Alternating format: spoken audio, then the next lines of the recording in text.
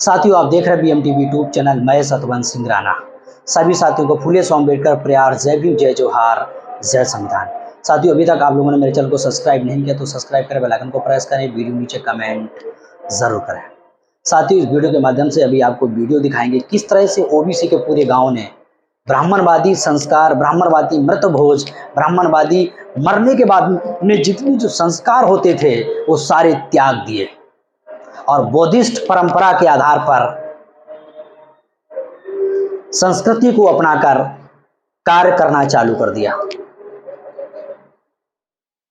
तो साथियों, अभी आपको वीडियो दिखाएंगे। गांव के लोगों को मोटिवेट किया गया। ओबीसी का लगभग में पूरा गांव है, कुशवाहा जाति के लोग हैं, बहुजन समाज के लोग हैं। वो लोग ब्राह्मणवादी व्यवस्था को जानकर उन्होंने ब्राह्मणवादी व्यवस्था को छोड़ दिया, त्याग दिया। और किस तरह से साथियों उन लोगों ने अपने पिता, एक बुजुर्ग की मृत्यु हो जाने के बाद में उन्होंने सारे संस्कार साथियों बुद्धिज्म परंपरा से करवाए।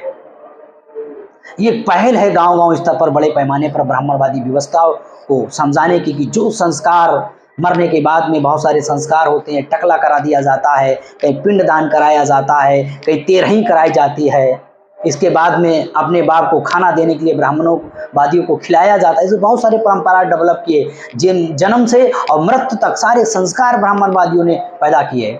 इन संस्कारों का पोस्टमार्टम करना पड़ेगा, SC ST OBC को समझाना पड़ेगा। जो ये गुलामी है व्यवस्था की, इसको हमें निकालने की जरूरत है।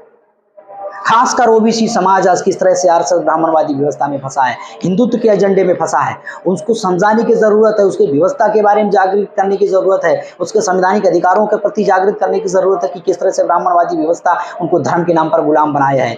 जो आज SC ST OBC की जो सबसे बड़ी संस्कृति है वो बुद्धा की संस्कृति है। जो धार्मिक व्यवस्था है, जो क्रांति है, जो विचारधारा है, जो तर्कपूर्ण विचारधारा, जो वैज्ञानिक विचारधारा है, जो पाखंड अंधविश्वास पर नहीं है, जो जाति भेदभाव पर नहीं है, वो सबसे रिलेवेंट, सबसे परिवर्तनकारी तर्कवादी विचारधारा बुद्धिज्म की है। इसको अपनाने के लिए चलो बुद्धि की ओर, चलो गांव की ओर, चलो बुद्धि की ओर। क्योंकि हम सारे के सारे लोग पहले बौद्धिस्ट थे, नागवंशी थे। हम लोग सारे के सारे बौद्धिस्ट नागवंशी लोग थे। हम लोग भूल गए, ब्राह्मणवादियों के षड्यंत्र की वजह से भूल गए। अब दोबारा हम लोग उसको अंगीकार कर रहे हैं। धर्म परिवर्तन नहीं कर रहे, हम टूट गए थे, उस व्यवस्था से हम टूट गए थे कड़ी से, फिर दोबारा जुड़ रहे हैं। तो इसको धर्म परिवर्तन नहीं कहा जाएगा, इसको कहा जाएगा हम दोबारा उस व्यवस्था को अंगीकार कर रहे हैं। तो साथियों, इसी तरह से SC ST OBC के गांव में बड़े पैमाने पर कर्मकांडों के विरोध का पोस्टमार्टम करना, ब्राह्मणवादी व्यवस्था का पोस्टमार्टम करना है और चलो को बुद्धि की ओर, यहाँ के वहाँ के लोगों को बुद्धिज्म की विचारधारा से जोड़ने की जरूरत है, व्यवस्था के साथ जोड़ने की जरूरत है। और ब्राह्मणवादी व्यवस्था हिंदू धर्म नहीं, इस ब्राह्मण धर्म को त्यागने के लिए समाज को तैयार करना होगा। तो साथियों, आप वीडियो देखें, इस वीडियो की लिंक अपने WhatsApp ग्रुप पर शेयर जरूर करें। ये कैसा कार्य हम कर रहे हैं हम लोग साथियों, इसके बारे में हमें कमेंट सेक्शन में भी प्रतिक्रिया शेयर जरूर करें। वीडियो पूरा देखकर जरूर जाएं और अंत में वीडियो की लिंक अपने WhatsApp ग्रुप पर शेयर जरूर करें। स्वर्गीय या श्री या कुछ भी जो शब्द चलते हैं वो नहीं होते हैं, इसमें एसाकाई शब्द होता है, यानी मृत्यु के बाद एसाकाई यानी कि आकाश तक यश फैले उनका, ऐसा जो है एसाकाई शब्द अपनी जो है भावना प्रकट करता है। तो जब कभी भी किसी मृतक का नाम अगर आप बताएं, आप लें, तो उसके सामने स्वर्गीय श्री से पहले जो है एसाकाई शब्द का ही प्रयोग करें, क्योंकि श्री और स्वर्गीय से ज़्यादा गौरवशाली स्वाभिमानी शब्द है एसाकाई। ये सिर्फ बुद्ध की परंपरा है, इसी में इस चीज़ को जो है बोला जाता है, क्योंकि बुद्ध की रीति रिवाज में कोई भी नाम या कोई भी संबोधन ऐसा नहीं होना चाहिए कि जिससे हीन भावना प्रकट हो, तौहीन मालूम पड़े। सब स्वाभिमान और गौरवशाली शब्दों का प्रयोग जो है करना सिखाया जाता है, ये प्रक्रिया है। तो सबसे पहले बुद्ध धम्म की तरफ से सब लोगों का वंदन अभिनंदन करते हैं। ये शोकाकुल परिवार है जिनके पिता या परिजन के पत्राण पाठ में आप लोग अपना कीमती वक्त दे रहे हैं, तो इसके लिए आपका वंदन अभिनंदन करते हैं। और हम अपनी तरफ से सब लोगों को जो है आभारी हूँ, क्योंकि आप लोग अपना समय दे रहे हैं। देखिए कोई भी प्रोग्राम हो, आज मैंने कहा था ना कि एसाकाई शंभू दयाल जी को आगे का रास्ता कैसे खुशहाल मिलेगा, कैसे बिना अवरोध के मिलेगा, तो उसके लिए कुछ तो जो है इनके अपने कर्म जो है वो जिम्मेदार हैं, कुछ जो है ये परिवार, माना कि काफ़ी लोग आइडियल होते हैं, आइकन होते हैं, उनका एक विज़न होता है कि उन्होंने कहा हम ये तैयार करेंगे, ये खड़ा करेंगे, लेकिन वो उनका मकसद पूरा होने से पहले अगर किसी की मृत्यु हो जाती है और मकसद अगर अधूरा रह जाता है, ये बात अगर उनके परिवार के लोगों को जानकारी है तो उनसे ये अपेक्षा करी जाती है कि वो उनके उस प्लान को, उस मकसद को पूरा करें। अगर वो ऐसा करते हैं, उनकी उम्मीदों पे खरा उतरते हैं, तो उनको जो है पूर्ण निर्माण की प्राप्ति में कोई बाधा नहीं आएगी। जो परिवार के लोग हैं, जो वंश परंपरा के तहत वंश विरासत के हकदार हैं, किसी की मृत्यु होने के बाद तमाम घर परिवार में लड़ाई झगड़े, मनमुटाव, बहुत सारे समस्याएं खड़ी हो जाती हैं। तो ऐसी समस्याएं खड़ी ना करें, रिश्तेदारों को, भले चंद लोगों को बुला करके बैठा करके वो चीज़ को निपटाएं। बहुत बड़ा जो है लड़ाई झगड़ा या मनमुटाव पैदा ना करें। अगर ऐसा होता है तो इनके निर्माण की यात्रा में जो फिर बाधा उत्पन्न होगी। बाकी इतने सारे लोग यहाँ बैठे हुए हैं, यहाँ जो भी बात होगी वो बात सुनने के बाद अगर उनके जीवन में, व्यवहार और आचरण में जरा सा भी अगर खुशहाली या मंगलमय उनके जीवन में हो जाता है तो उनका सीधा सीधा पुण्य लाभ इनके खाते में जाएगा। क्योंकि माध्यम यही है, आज इनकी मृत्यु पर ये कार्यक्रम हो रहा है। यहाँ कार्यक्रम में जो बातें कही जा रही हैं वो आप सुन रहे हैं, और उस सुनने के बाद अगर आपको कुछ लाभ मिलता है तो सीधा पुण्य लाभ इनके खाते में जाएगा। जो समय है, अक्सर लोग देखते हैं कि समय का अभाव होता है, लोगों का कहना भी अरे जल्दी करिए, सब कुछ जल्दी करिए कि टाइम नहीं है। लेकिन सोच के देखिए, अगर आप इनको अगर समय नहीं देंगे तो क्या आपको इस तरीके की ज़रूरत नहीं पड़ेगी फ्यूचर में? आपको भी इस तरीके की ज़रूरत पड़ेगी। तो आप अगर यहाँ समय देंगे तो आपको भी समय आगे आने वाले समय में मिलेगा। अगर आप यहाँ समय नहीं देंगे, नज़रअंदाज करेंगे, तो फिर जैसे को तैसा ये तो भी आ गए।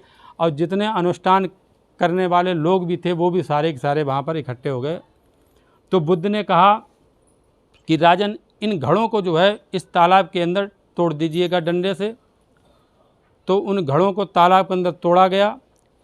तोड़ने के बाद जो प्रकृति का स्वभाव है कि कंकड़ पत्थर जिस घड़े में थे वो तो जब वो घड़ा तोड़ा तो वो नीचे बैठ गए, और जो दही मक्खन जिस घड़े में भरा था वो थोड़ी देर बाद पानी की सतह पे तैरने लगा, क्योंकि वो पानी से हल्का होता है, तो वो सतह पे तैरने लगा। अब बुद्ध ने अगला प्रश्न राजा से किया, राजन देखिए गौर से कि इस तालाब में कुछ आपको दृश्य नज़र आ रहा है? तो राजन ने कहा कि भगवान की यहाँ पे दही मक्खन जो है ऊपर ऊपर तैर रहा है, बाकी तो कुछ नहीं नज़र आ रहा है।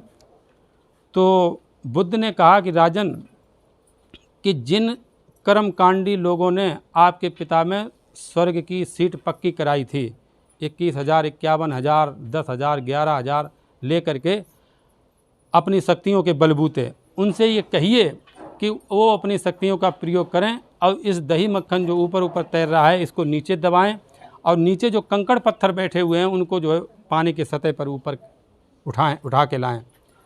तो जैसे ही बुद्ध ने ये प्रश्न किया तो जितने कर्मकांडी थे उनकी गर्दन नीचे झुक गई, और उन्होंने एक स्वर में सबने जवाब दिया कि ये नहीं हो सकता है, ऐसी कोई शक्ति नहीं है जो इस तरीके का जो है कर्तव्य कृत्य कर पावे।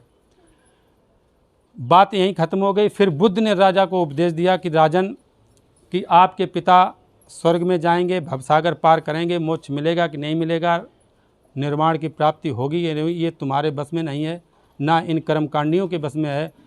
चाहे वो 21,000 लें, चाहे 51,000 लें, कुछ भी करें, लेकिन किसी के बस में कुछ भी नहीं है।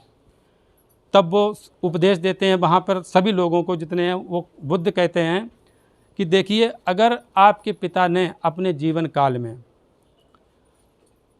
अगर कंकड़ पत्थर जैसे भारी भरकम कर्म किए होंगे, लोगों को कष्ट पहुँचाया होगा, लोगों के दिल को दुखाया होगा, लोगों के हक को हड़पा होगा, तो ऐसे अगर कंकड़ पत्थर जैसे भारी भरकर कर्म किए हैं तो जैसे कंकड़ पत्थर नीचे बैठ गए वैसे आपके पिताजी को भी नीचे बैठना होगा।